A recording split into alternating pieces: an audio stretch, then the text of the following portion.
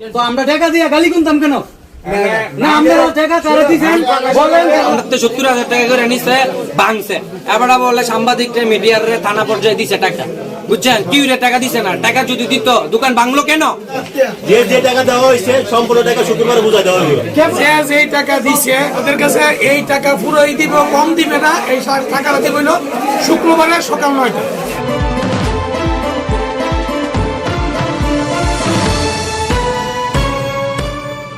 আপনারা দেখছেন নবীনগর নিউজ।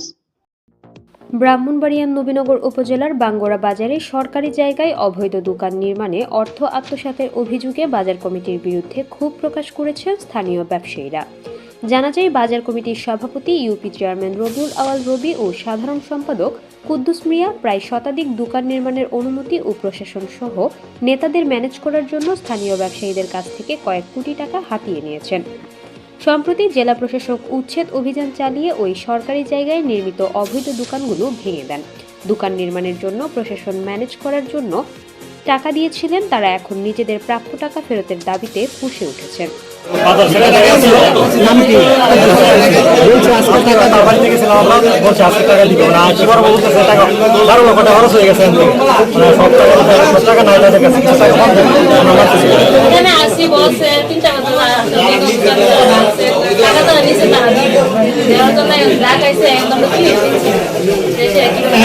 টাকা পাইছেন? হারিক নাম্বার ছিল 1 নাম্বার ক্রিমিনাল, বুঝছেন? 7 নং, আচ্ছা এটার কথা 7 নং ওয়ার্ডের চেয়ারম্যান আর মেম্বার, 7 নং ওয়ার্ডের মেম্বার সে, তাই বাজার সেক্রেটারির সভাপতি কেন আসবেন নাক গলাইতে? আমার প্রশ্ন হইল এটা, তার বাপ দাদা সম্পত্তি, সরকার কি তার বাপ লাগে? কেন আসবে কেন?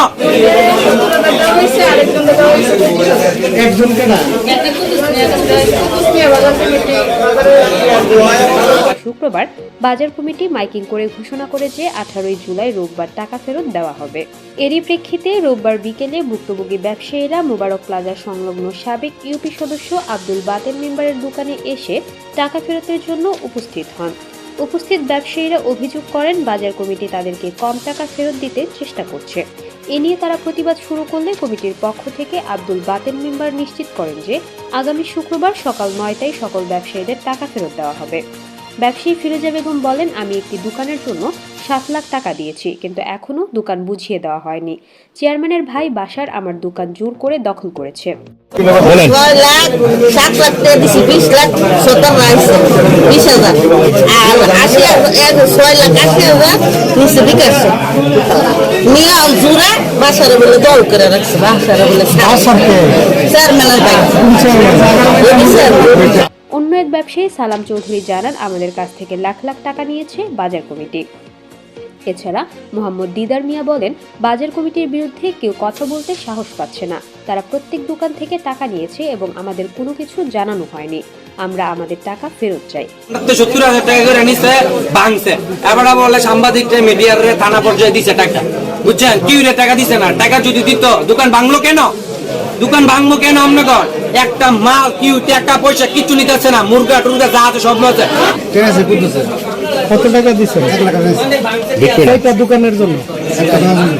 বাজারে কি প্রত্যেক দোকানের জন্য 1 লক্ষ টাকা দিচ্ছে? নাকি 10 ফুট তারা আর যারা 10,000 কম বাজার যারা পরিচালনা করে তারাই টাকা উঠেছে, এবং তারা পরবর্তীতে আবার টাকা চাইছে। আমার ভাইয়েরা টাকা দিলে, কিন্তু আমি প্রথমবার 45,000 টাকা দিয়েছিলাম, মানে 4টা দোকানের থেকে। দোকান আমার বাড়ির সামনে খাসের জায়গা ছিল, কিন্তু ওইটাও আমার বাপের থেকে সরকারে করে নিয়েছিল। ওই জায়গা থেকে দেওয়ার পরও তারপরও দোকানটা ভাঙছে।